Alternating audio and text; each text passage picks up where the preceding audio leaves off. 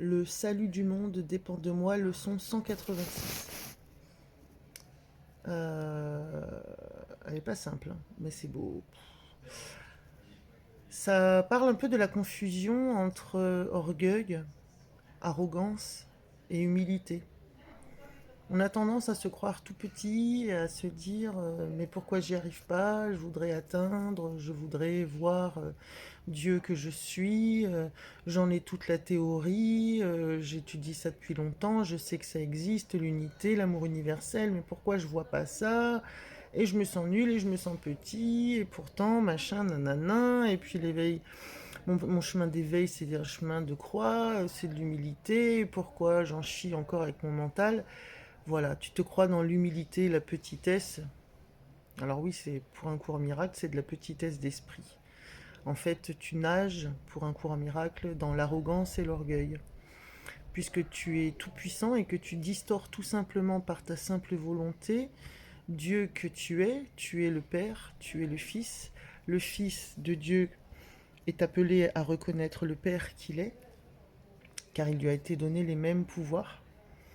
Et en fait, c'est toi qui nages sous couvert d'humilité, dans une arrogance trépidante et tonitruante. Tu nies l'appel de Dieu. Tu, tu, tu juges autrement ce qui t'est donné. Tu ne prends pas le rôle qui t'est assigné. Tu adaptes ton esprit à ton besoin de puissance, on va dire mentale, de changer le rôle qui t'a été donné. Euh, alors là, il y a un petit passage qui dit que les arrogants doivent s'accrocher aux mots, ayant peur d'aller au-delà des mots jusqu'à l'expérience qui pourrait heurter leur position. Donc on est là, on mentalise, et on blablate, et on étudie, on lit tout ça en essayant de vouloir apprendre pour grandir, ascensionner, comprendre, piger, atteindre. Tout ça, c'est du freinage en fait, c'est du freinage orgueilleux. C'est donner beaucoup d'importance à sa petite personne qui veut continuer d'exister. C'est pas moi qui le dis, hein, c'est un cours en miracle. Tu n'es pas faible, comme l'est l'image de toi. Tu n'es pas ignorant ni impuissant. Le péché ne peut ternir la vérité en toi. Alors le péché, c'est le regard malade qui croit réel ce qu'il voit. Le péché ne peut ternir la vérité en toi, ni la misère s'approcher de la sainte demeure de Dieu. Euh, ils disent, c'est marrant, lâche-en prise, la tournure. Le salut du monde dépend de toi et non de ce petit tas de poussière que tu crois être et que tu prétends être. Tu es bien plus puissant que ça. Quelque part en toi, tu le sais, c'est ce que tu veux retrouver. Donc ça te demande en fait d'arrêter de te cacher derrière un bouclier d'humilité, de fausse humilité. Déjà, ça c'est la première partie. Après, il y a une deuxième partie à cette leçon qui dit qu'en fait, il y a vraiment deux parties dans cette leçon. La deuxième partie, c'est que ce petit personnage fictif, arrogant et orgueilleux, donne beaucoup d'importance aux petites vaguelettes d'humeur, de pensée. Là, j'aime bien comment c'est dit, ça se moque des fois. Il semble passer de l'endeuillé à la béatitude extatique de l'amour et d'aimer. Nous pouvons rire ou pleurer et saluer le jour par un sourire ou par des larmes. Gens qui rient, gens qui pleurent. Cet état d'esprit que tu peux avoir quand tu es en chemin d'éveil, gens qui rient, gens qui pleurent, j'aime, j'aime pas, voilà. Et tout ça, c'est du mental. Notre être même semble changer suivant les 1000 changements d'humeur que nous éprouvons. Alors les émotions qui montent, qui descendent et s'interprètent, tout ça c'est du mouvement, c'est de la petite vague en surface, ça n'est toujours pas être. Et on donne beaucoup d'importance à toutes ces petites vaguelettes qui en fait ne sont que des petits reliefs de surface, comme des motifs imprimés sur un tissu, mais si tu enlèves l'impression, il reste le tissu. C'est peut-être ça, la toile de base, de fond, c'est qui est unie et lisse, voilà, avant les impressions. Alors les impressions, les images qu'on colle, et puis les impressions de mouvements qui ne sont que des impressions. Là, carrément, il se fout de nous. Est-ce là le Fils de Dieu? Genre, voilà, pourrait-il, Dieu, créer une telle instabilité et l'appeler fils? Genre, tu n'es pas digne d'accorder autant d'importance à ces petits mouvements de couleur et ces pensées, ces émotions. Ah, là, je trouve ça très beau comment c'est dit. Les idées, donc, qui te traversent, les émotions, les pensées, les mouvements, les vagues, là, elles traversent son esprit comme les feuilles balayées par le vent qui forment un motif un instant, se dispersent pour se regrouper à nouveau puis s'éparpiller. Ou comme les mirages que l'on voit au-dessus d'un désert s'élevant de la poussière. C'est-à-dire que c'est du rien. C'est comme dans Tintin, là, il y a un moment, il pense qu'il y a une oasis, en fait, il n'y a rien. Mais en fait, c'est ça qu'on vit.